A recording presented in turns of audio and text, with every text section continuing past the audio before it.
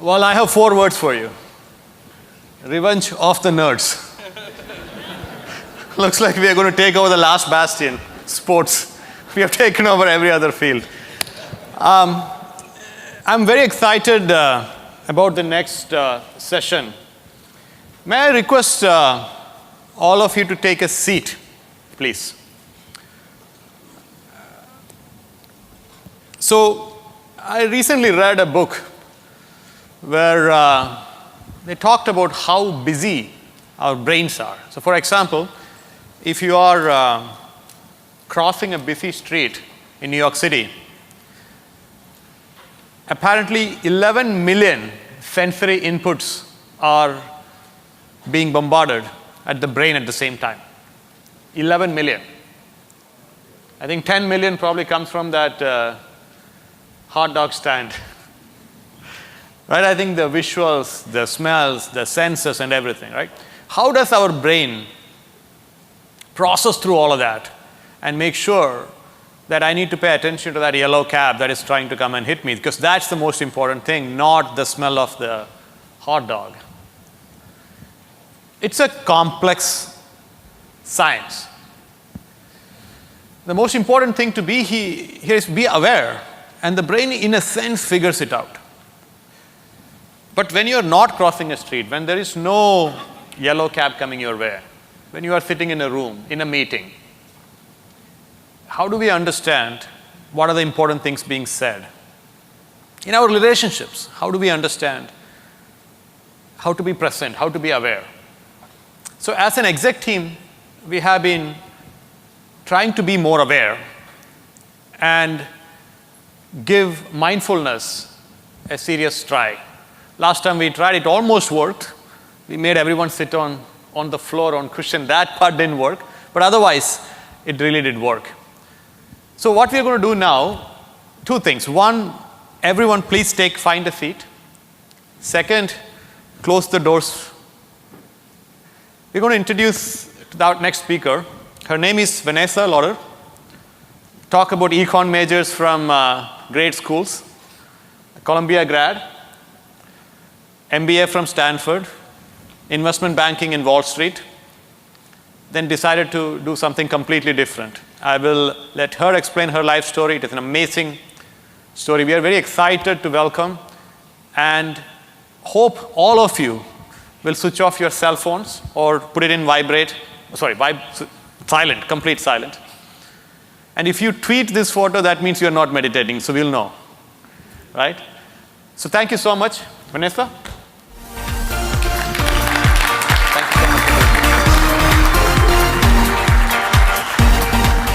Hello, everyone. I'm so excited to be here. I like to sometimes start my talks with a bit of a confession. Tell you that my name is Vanessa Loder, and I am a recovering perfectionist. I've been an overachiever my entire life. I graduated from an Ivy League school, top of my class, summa cum laude, Phi Beta Kappa, while playing Division I varsity soccer because, it wasn't good enough to be smart or athletic. I had to do both. When I graduated from college, I took the most intense job I could find, which was investment banking on Wall Street, working at Morgan Stanley. And I would work these, 100+ hour weeks just around the clock. And when I did finally get out of work, I would feel so depleted and drained and stressed out that I would either go drink a little too much alcohol with my girlfriends or zone out in front of really bad television. Anybody ever used either of those techniques to deal with stress? Just a little bit. Sugar, I got to mention that one too, or I would, eat a pint of ice cream. So typically what I would do to relieve my stress. And that theme of overachievement went on for many years. I went on to work at JP Morgan Partners doing these billion-dollar buyouts, working in private equity. Got my MBA from Stanford and was at another private equity firm on track to be a partner. And I got to this point in my career where everything on paper looked great. I was on track to be a partner at this really, prestigious firm, making plenty of money, on the board of a company that I loved. Everything on the outside looked like I was successful. And yet inside, I felt like something was missing. I wanted more meaning and purpose in my life. And on top of that, I would lie in bed at night with my mind just racing, thinking of all the things I didn't get done that day and all the things I had to get done the next day. Anybody ever maybe had that experience? And I basically had this defining moment where I thought, this is success? I've kind of achieved my whole life. I've been climbing this ladder of, get good grades, go to a good school, get a good job, get a good promotion, get into grad school, get another good job. And it was like I climbed to the top of that ladder and then I looked around and thought, I think this ladder's leaning against the wrong wall. What have I been doing? So that led to a bit of a breakdown/awakening. And I started researching mindfulness and meditation and some of the neuroscience behind behavior change. I studied things like neuro-linguistic programming, which is a way to actually rewire your neurology to change your response to stress, which I thought, how fascinating is that? And basically, my overachiever just went nuts in the personal development, mindfulness space for many years. So I read every book I could get my hands on. I studied with some really prominent neuroscientists and coaches and healers. And I ended up changing so much that I quit my job and decided to dedicate my life to bringing these tools to other people, and particularly to people in the business world. And I still remember my very first one-day meditation retreat. So I had tried meditating on my own with a timer, and it just didn't really work. And so I decided to go to this one-day retreat at Spirit Rock, which is a meditation center in Marin. And I went there, and it was a whole room full of people, and we were meditating, from like 9 a.m. to 4 p.m. And I thought, this is crazy, in increments of 20 minutes or so with breaks, but still. And I remember sitting in that room throughout the day, and I could not get my mind to shut down. It was just going and going and going, analyzing things, thinking about things I had to do. And it was amazing to me that the stillness that I seemed to sense in the room. And late in the day, probably around 3 o'clock in the afternoon, after sitting in that stillness all day, I did this thing that I think beginning meditators sometimes do, where I was sitting there and I was like, is everybody really still doing this? So I opened my eyes a little bit to peek around the room and like spy on people while they were meditating, because I didn't think I was really meditating. And when I did, there was this just profound stillness in the room. And there were 3 teachers, and one of the teachers was this woman up on the dais, and she had this dark hair with streaks of white in it. And she was just emanating this very profound stillness that I had never really been around before. So I thought, all right, let me really give this another shot. So I closed my eyes again, and I just started to try to tune into the energy in the room and the stillness in myself and give it a shot. And within a few minutes, I actually did tap into a more quiet and still place in myself. And it was as though this thought came through me. It wasn't a thought that I created myself. This thought came through me, it was almost like a voice was saying to me, you've been chasing the wrong kind of power your entire life. You've been chasing power out there, but the power is in here. And I realized, oh my gosh, this is what I want. The power that's in this room right now, that woman up there is emanating, that's inside of me, that's inside of all of us.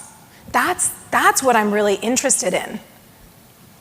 So since that time, I've gone on 5-day and 10-day meditation retreats and studied with some really prominent teachers, really deepened into mindfulness, and also deepened into the research behind it. And it's incredible what it can do for you. It helps you tune into your more creative aspects and focus better. So I'm going to tell you a little bit about some of the research, and then we're going to do a guided meditation. So how many of you, just out of curiosity, have heard about neuroplasticity? Just show of hands. Oh, great. Awesome. Yeah, so this is amazing. It's a discovery that's somewhat recent. So they used to think that our brains were very static, that they grew a lot when we were little, when we were children, but then once you become an adult, you're kind of done, like your brain is set. Well, they're now finding that is not true. And with something called neuroplasticity, our neurons, our neurology can actually change depending on how we think and behave, which is so fascinating. There's an expression in neuroscience, which is neurons that fire together, wire together. And what that means, essentially, is that if you're stuck in traffic and you're like, oh, I'm so annoyed right now, you start to wire together traffic, anger. But if you're stuck in traffic and you take a couple deep breaths, and you maybe even try to think of one or two things you could be grateful for, like, fine, I guess I could be grateful that I can listen to a podcast right now. Usually start out with a little, it's hard to be grateful, and then maybe you think of something else. You're actually creating new neural pathways in your brain. And then the next time you're stuck in traffic, you're more likely to have a more calm response. So the way I think of this is that there's a great ROI to investing in mindfulness, because you're actually rewiring your brain, and you're going to make it easier and easier and easier to feel more happy, more peaceful, more focused, more calm going forward. So it's very good news. They've also found that meditation increases the gray matter in your brain, which helps with creativity and a whole host of other things. And it reduces the size of your amygdala, which is in charge of your stress response. So there's a lot of physiological benefits that they've now proven. There's also some great data on the ROI of mindfulness in organizations. So Aetna did a program with 12,000 employees, and they ended up tracking everything and the impact of their mindfulness program. And they found that they saved $3,000 per employee from productivity and $2,000 per employee on healthcare costs, which is incredible. And then the employees themselves reported that their stress levels went down, and they even took biometric measurements like heart rate and cortisol and found that cortisol decreased, so that they showed that the effects of this were not just in their heads, but there were physiological symptoms that were being improved. There was another case study on Eye Opener Institute that showed that mindfulness at work reduced the cost in employee turnover by 46%. And it reduced the cost of sick leave by 19%. And lastly, it increased performance and productivity by 12%. So I just love getting data behind this stuff, similar to Billy Bean, to prove that it's not just some woo-woo concept, that there's actually real tangible benefits that you can get from it. Now, there's a few mindfulness myths I just want to take you through in case some of you might feel a little resistant to the concept. A lot of people can kind of dismiss it because they might think it's affiliated with a specific religion or Buddhism, and you think, it's not really my thing. It actually can be completely secular. It's not affiliated with a particular religion at all. A lot of people think it's too woo-woo. If you want to talk woo-woo, I can talk woo-woo, but this is not that. So the neuroscience with mindfulness proves its efficacy. And then I think some of the biggest misnomers, in the beginning especially, is people will say, well, I think I'm a bad meditator, like I'm doing it wrong. I was sitting there, and my mind's still going. And the funny thing is, it doesn't necessarily get better. The practice of mindfulness is the practice of calling your attention back to the present moment each time that your mind wanders. So every time your mind wanders and you call your attention back, you're strengthening that muscle and you're improving your ability to do it. And then lastly, I hear this a lot, I don't have time. And look, I'm realistic. I run leadership development programs and work with a lot of Fortune 500 companies. I know not everyone's going to want to sit on a mountain for 10 days and meditate like I have, but even just 5 to 10 minutes a day has been shown to have a significant impact on people's lives. All right, so we're going to actually do a live guided meditation right now. So I'm going to pull this chair out a little bit. And so I'd like for you, hopefully you've already silenced your phones, but go ahead and sit comfortably. And I'd like for you to uncross your legs, uncross your arms, and just rest your hands gently in your lap. And once you're seated there comfortably with your legs and arms uncrossed, I'd like for you to allow your eyes to gently close.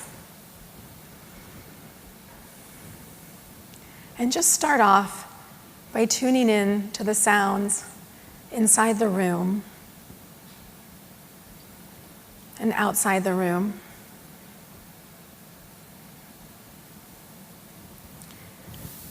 And start to feel the surface of the chair beneath you and the floor underneath your feet.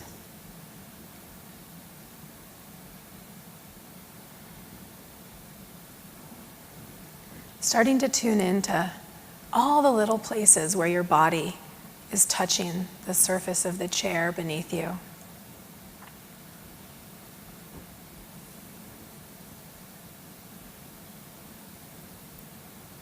And starting to tune in to your breath. Noticing the rise and fall of your chest or belly as you inhale and exhale.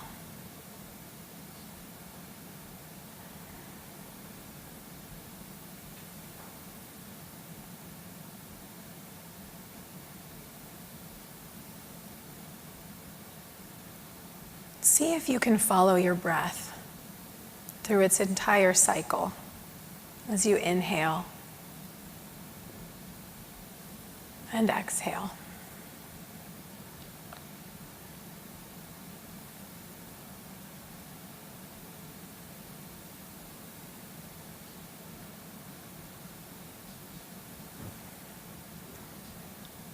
And just for this little while that we do this today, have nothing to worry about.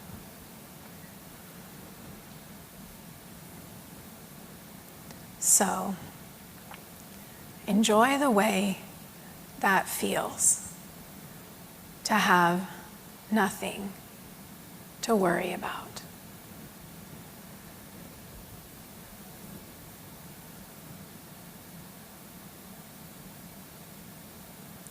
And enjoy the way it feels to have relaxation moving through the body.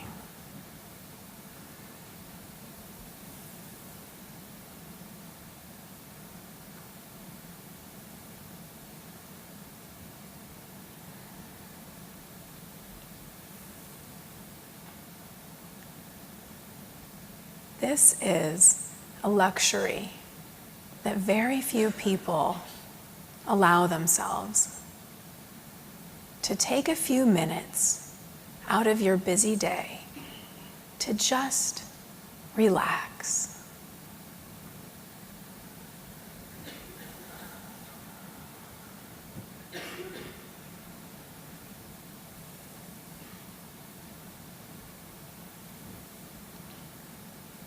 So, enjoy the way this feels.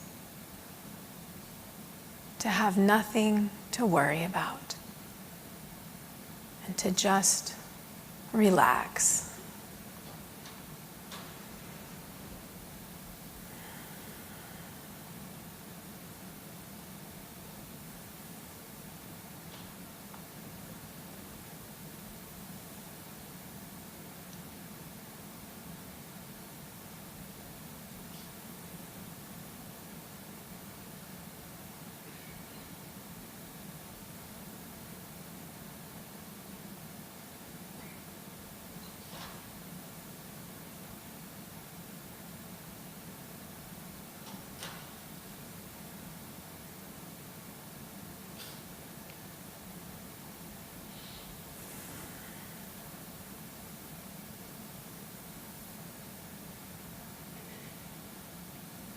With each inhale, visualize or imagine that you're inhaling a calm, peaceful energy.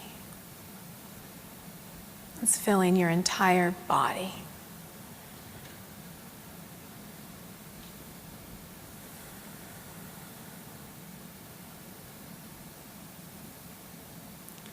And with each exhale, you can visualize or imagine that you're releasing any tension, any anxiety, any stress or busyness that you've been holding on to.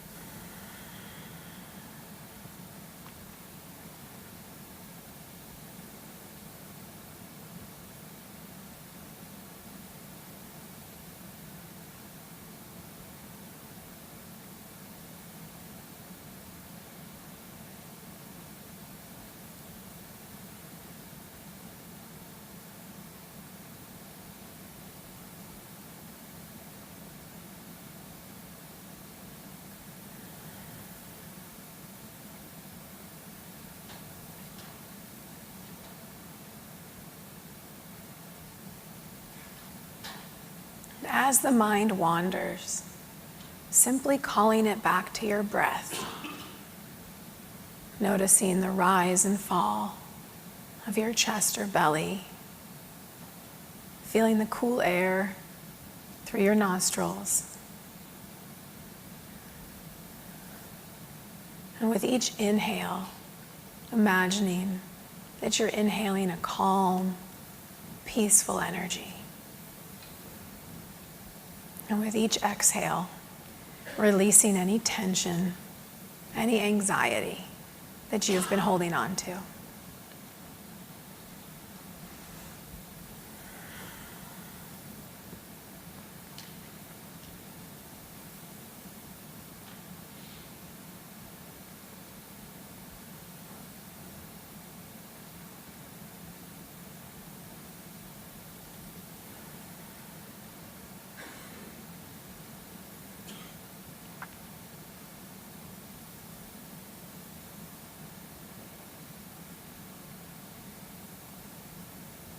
And at first, you may find that you can only follow 1 or 2 or 3 breaths where you're able to stay focused in the present moment as you inhale this calm, peaceful energy. And exhale, releasing any tension, any stress, any worries.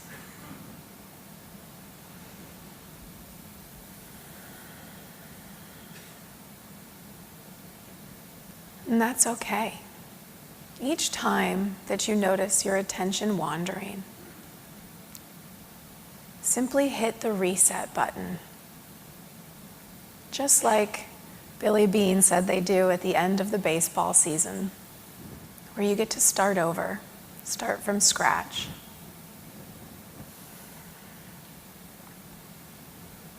Simply come back to this moment, to this breath.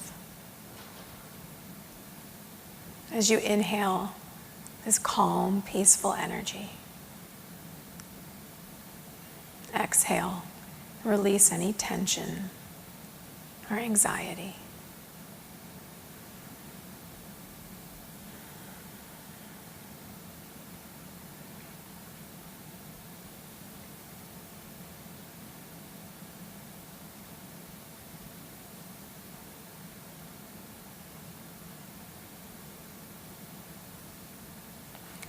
You can also tune in to the physical body and just notice, how are you feeling right now? Tired, relaxed, excited? Just tune in and notice your energy level.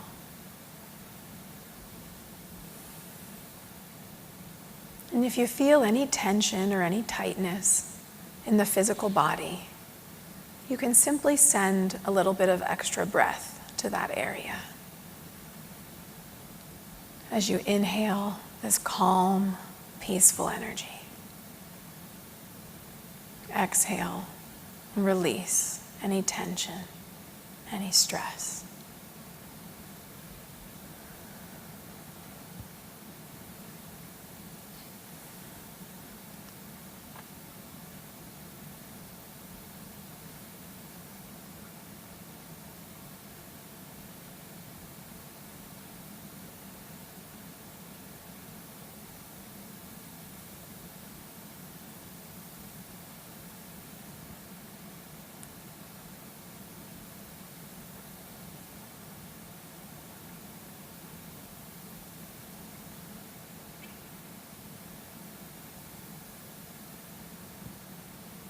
And as the mind wanders, think of it like a little puppy on a leash.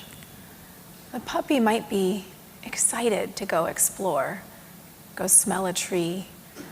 It's always maybe yanking the leash away from you, wanting to run in so many different directions. And if you did have a puppy on a leash, you would want to call it back gently. You wouldn't yank the leash. You'd very gently guide the puppy back towards you. So imagine doing the same with your attention, with your mind, whenever it wanders. Simply gently call it back to the present moment, coming back to your breath as you inhale a calm, peaceful energy. And imagine it filling your entire being.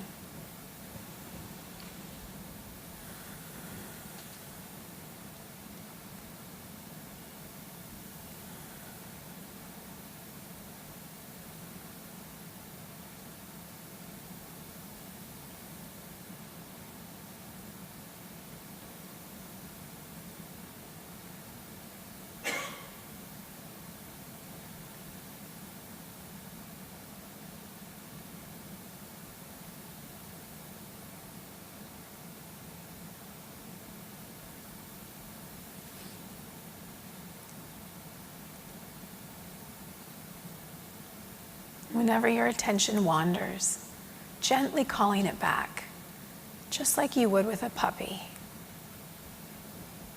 As you inhale calm, peaceful energy, exhale and release any tension or anxiety.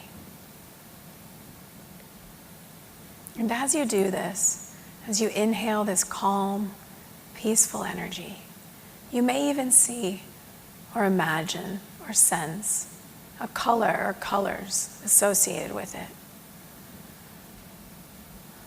And as you exhale and release any tension or anxiety, you may also imagine or see a color or colors associated with that.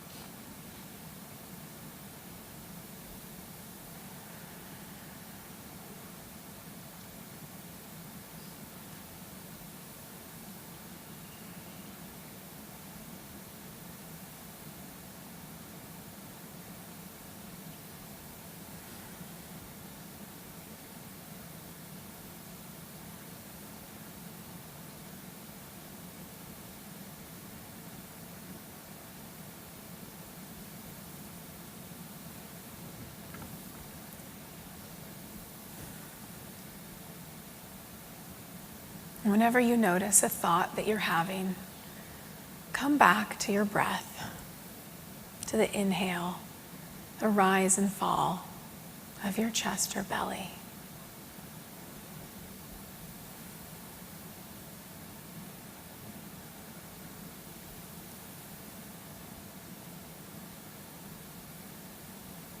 Our thoughts create our reality.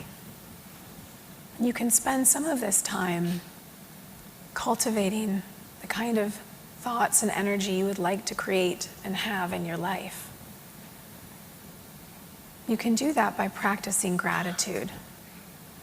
Think of at least one thing that you're grateful for in your life right now.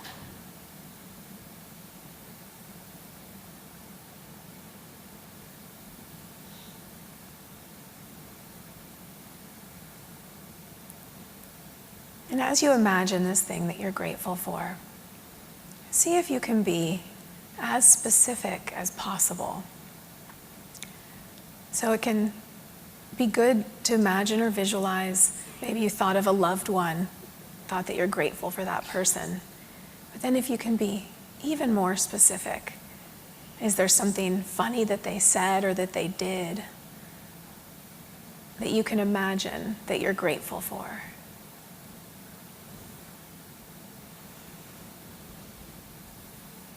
Or if you think that you're grateful for your health, can you think of something specific?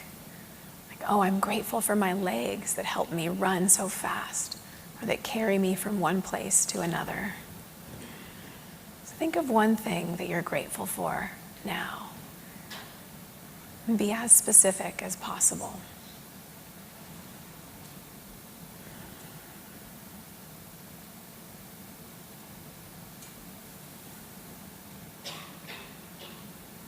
Now I'd like for you to think of a second thing that you're grateful for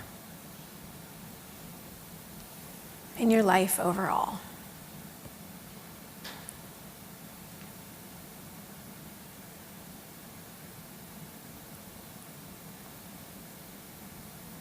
And I'd like for you to think of a third thing that you're grateful for that's related to this conference, to being here in this room right now.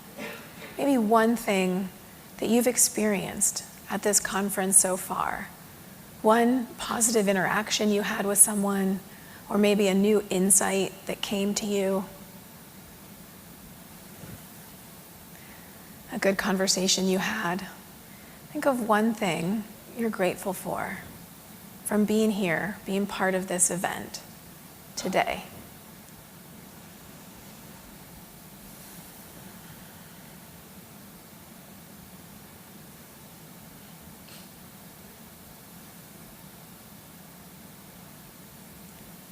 If you're finding all of this very difficult, you can be grateful that the meditation is almost over.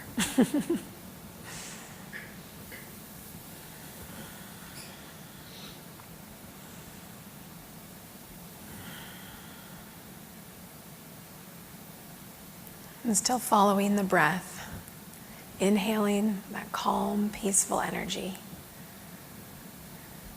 Exhaling, releasing any tension or stress.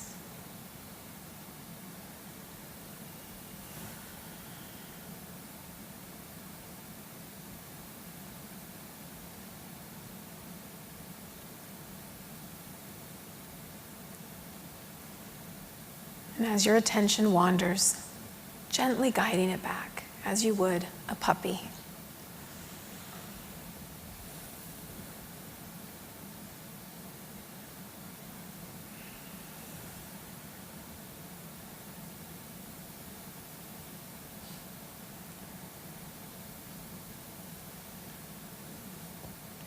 I'd like for you to imagine yourself leaving this conference, leaving this room today, and then this conference overall, with just a little bit more of a sense of peacefulness or spaciousness or gratitude. Think of one word that embodies something you would like to have more of in your life right now.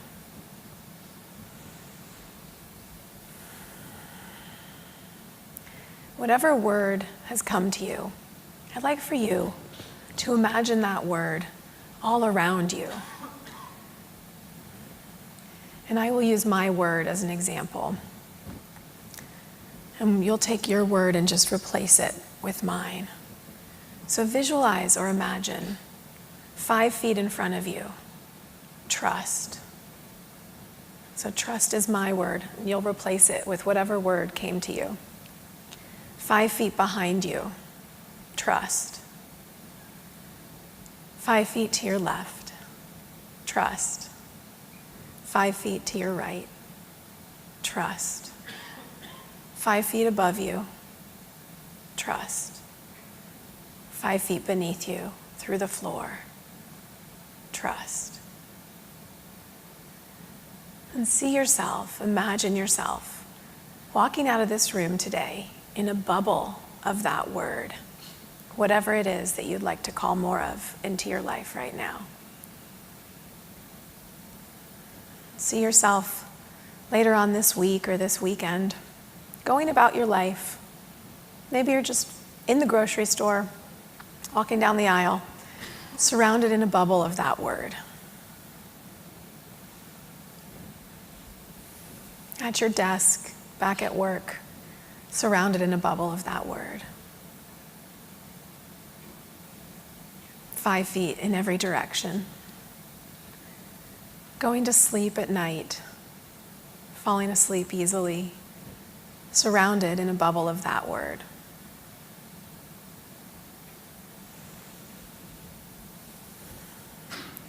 And I'd like for you to take a moment to just appreciate yourself for sitting here for the last few minutes. Whether this was hard or easy for you or somewhere in between, give yourself a virtual pat on the back. Like, yeah, I tried that. I sat still for a while. I took a little pause in the middle of my busy day to just relax. And now tuning into the noises, the sounds inside the room and outside the room. Feeling again the support of the chair and the floor beneath you. And as you're ready, allowing your eyes to gently open. Well, that was a very still room with how many people are in here. So I'd love to have you all, you're going to turn to the person next to you and just share a couple sentences of what that experience was like. And you'll each just share. So go ahead and take a moment and turn to the person next to you.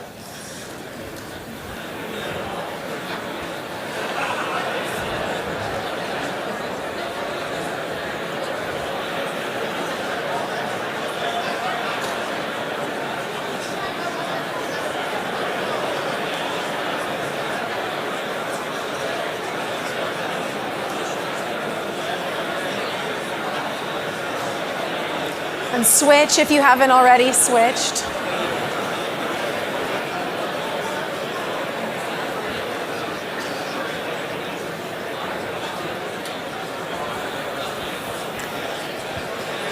Okay, thank you. And I'd love to just hear from a couple people what that was like for you. First of all, show of hands, out of curiosity, how many of you have ever meditated before in your life? Awesome, wow, quite a few of you, that's great.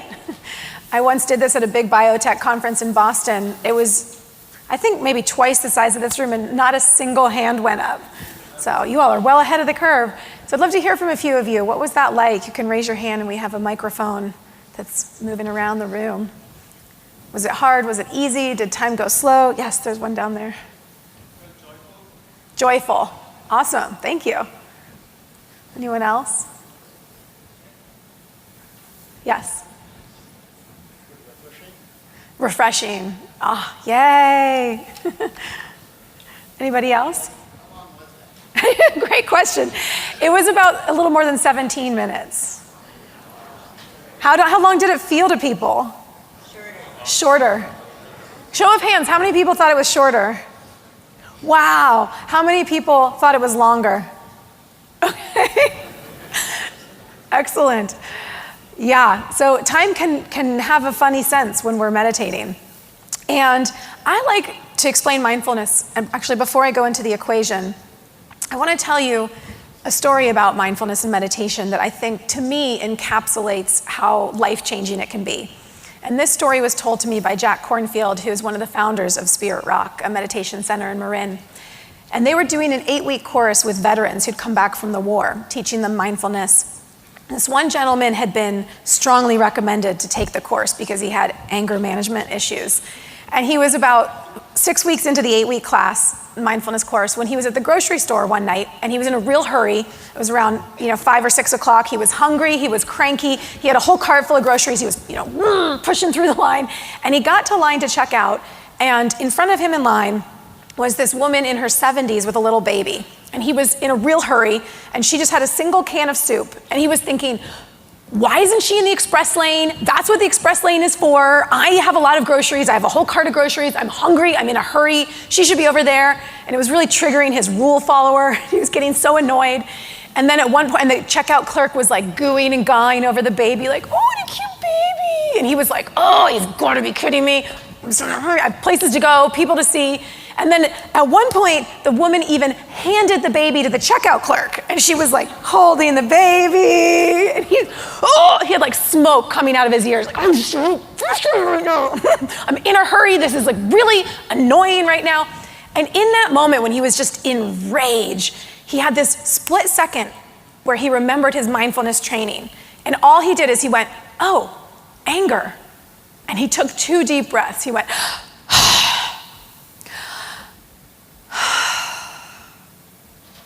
and by the time he finished the second breath, he had calmed down enough that he was able to look at the checkout clerk, and the woman and the baby had paid and they were leaving the store. And he'd calmed down enough that he looked at the checkout clerk and he said, oh, that was a cute baby. And the checkout clerk said, oh, you think? Thank you so much. That's my son. My husband was called away to the war and he was killed. And I had to take this job to make ends meet. And I don't get to see my little baby. And so my mom brings my baby in every day on my shift so that I get to see him. And the soldier just started crying. in the grocery store. To me, that story illustrates the power of mindfulness. Because if we're not present for the current moment, we're not available for love and belonging and connection and all of the things that we so deeply crave as human beings. And I want to leave you with an equation, since we're all about data today.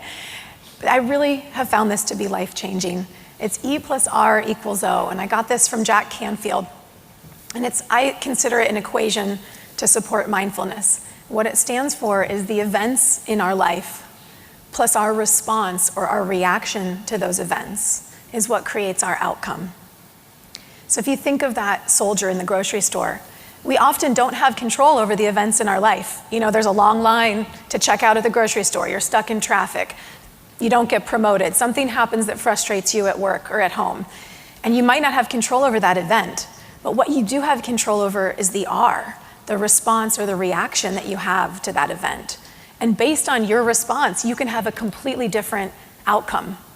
You know, that soldier was in line at the grocery store. He was in a hurry. Someone slow was in front of him. That was the facts. Those were the facts. And he could have had one response to get angry and stormed out of there. And instead, he had a completely different response.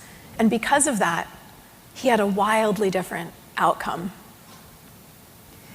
And I like to connect this back to that earlier slide with neuroplasticity, because the really cool thing is every time you have a different R and you go from anger to connection in the grocery store, for example, you're actually building those neural pathways and strengthening them so that it becomes easier and easier to have that R next time. So think of it like in your brain, the first time you have that loving compassion thought instead of an angry thought, it's like you're bushwhacking through the jungle to make a path. And then you've walked that path a few times, it becomes a muddy trail. Then you put down some wooden planks. Eventually you have a 5-lane highway so that when you're in traffic, instead of going to anger, maybe you go to gratitude. And you have a very different reaction or R, which gives you a totally different outcome. And this is just a beautiful quote from Viktor Frankl, the book Man's Search for Meaning. Between stimulus and response, there is a space. In that space is our power to choose our response. And in our response lies our growth and our freedom. So I'll leave you with that thought for the rest of today and the rest of the conference.